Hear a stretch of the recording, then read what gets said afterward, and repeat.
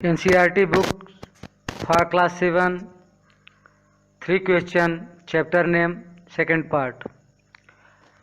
The king turned around and saw a bearded man.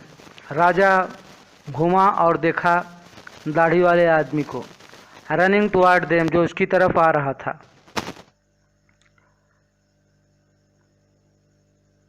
His hand were pressed against his stomach. उसका हाथ जो है अपने पेट को दबाए हुए था. From which blood was flowing, जिससे खून बह रहा था. When he reached the king, जब वह राजा के पास पहुंचा, he fainted, वह बेहोश हो गया, and fell to the ground, और जमीन पर गिर गया. The king and the hermit, राजा और साधु ने removed the man's cloth, आदमी के कपड़े को बदला, and found a large wound, और उन्होंने देखा एक बड़ा घाव, in his stomach, उसके पेट में, stomach. The king washed and covered it, राजा ने उसको धोया और उसको ढक दिया, it with his handkerchief, अपने रुमाल से. But the blood would not stop flowing, लेकिन खून बहना बंद नहीं हुआ. The king redressed, राजा ने फिर दोबारा पट्टी बांधा उन घाव को, until at last, अंत में the bleeding stopped, खून बहना बंद हो गया. The man felt better, आदमी ने अच्छा महसूस किया, and asked for something to drink, और कुछ पीने के लिए मांगा. The king brought fresh water, राजा ने ताज़ा पानी लाया, and gave it to him, और उसको दिया. By this time, इस समय, the sun had set, सूर्य अस्त हो चुका था, and the air was cool, हवा ठंडी बह रही थी. The king with the hermit, राजा के साथ साधु, help carried the wounded man into the hut, राजा ने साधु की सहायता से उस आदमी को उठाकर ले गए साधु की झोपड़ी में, and laid him on the bed, और उसको लिटा दिया बिस्तर पर. The man closed his eyes, आदमी ने अपनी आंखों को बंद कर लिया, and lay quiet, और शांत पड़ा रहा. The king tired by his work, अपने कार्य से राजा थक चुका था, and the work, और कार्य से, he had done, जो उसने किया था. Lay down, वह भी पड़ गया, on the floor, जमीन पर, and slept, और सो गया, through the night, रात्रि में. When he awoke, जब वह उठा, it was several minutes before he could remember, यह कुछ मिनट पहले की बात है. he could remember, जब उसे याद आया,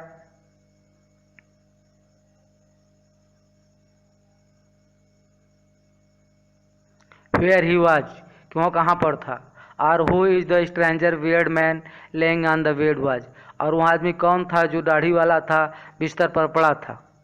Forgive me, said the bearded man, दाढ़ी वाले आदमी ने कहा, मुझे क्षमा कीजिए, in a weak voice, कमजोर आवाज में. When he saw, जब उसने देखा, the king, राजा को, the king was awake, राजा जाग चुका था. I don't know, मैं नहीं जानता, you, तुमको, and I have nothing to forgive you for, और मैं तुम्हें किस बात के लिए क्षमा कर दूं. said the Raja, you do not know me, आप मुझे नहीं जानते, but I know you, लेकिन मैं आपको जानता हूँ. I am that enemy, मैं वही शत्रु हूँ, of your who so revenge on you, जो आपसे बदला लेने की कसम खा लिया है. Because, क्योंकि you put my brother's death and seized my property, क्योंकि आपने मेरे भाई को मृत्युदंड दे दिया और मेरी प्रॉपर्टी को अपना ले लिया, छीन लिया. I know, मैं जानता हूँ, you had gone alone to see that hermit, मैं जानता था कि आप जो है साधु से मिलने के लिए अकेले जा रहे हैं. And I made up my mind to kill you, मैंने अपना मन बना लिया था आपको मारने का. You and your way home, आपके घर के रास्ते. But the day passed, लेकिन दिन बीत गया, and you did not return, आप वापस नहीं आए. So, इसलिए I left my hiding place, मैंने अपने छुपे हुए स्थान को छोड़कर निकला. And I come, और बाहर आया, upon your bodyguard, आपके अंगरक्षक के पास, who recognized me, जो मुझे पहचान गया, and wounded me, और मुझे जख्मी कर दिया. I escaped from him, मैं उससे बचकर भागा. But I should have died, अब मैं मर जाता. If you had not dressed my wound, अगर आप मेरे घाव की पट्टी नहीं करते. I wish to kill you, मैं आपको मारना चाहता था. And you have saved my life, और आपने मेरे जीवन को बचा लिया. Now if I live, अब अब मैं जब जिंदा हूँ, I will serve you as your most faithful servant, मैं आपकी सेवा करूँगा एक श्रद्धावान सेवक की तरह। And will order my son, और अपने पुत्र को आदेश दूंगा टू डू सेम, ऐसा ही वह भी करे। फॉर यू, मुझे क्षमा कर दी। The king was very happy, राजा बहुत प्रसन्न था।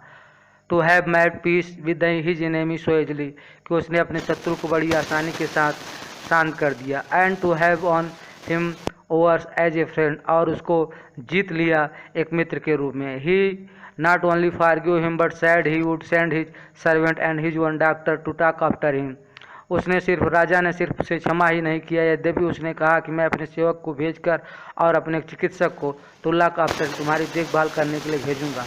एंड ही प्रॉमिस्ड, और उसने वादा किया, गिव बैक, वापस दे दूंगा, द मैन्स हिज प्रॉपर्टी, उसकी संपत्ति को। लिविंग द वुंडेड मैन, जख्मी आदमी को छोड़कर द किंग वेंट आउट, झोपड़ी से बाहर निकला, ऑफ द हट and lock around for hermit, और वहाँ देखने गया हरमिट को, साधु को। बिफोर गोइंग अवे, जाने से पहले ही भी वहाँ चाहता once more to get answer, एक बार उससे फिर अपने प्रश्नों के बारे में पूछ ले। टू हिज क्वेश्चन, अपने प्रश्नों का उत्तर। The hermit was on his knee, साधु जो है झुका हुआ था अपनी कोहनियों पर, घुटनों पर।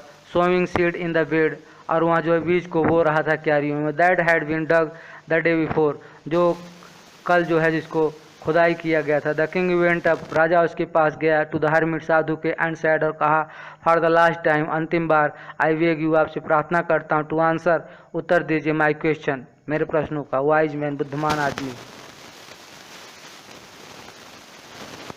You have already answered, said the hermit, still bending down to the ground and looking up at the king as he stood before him,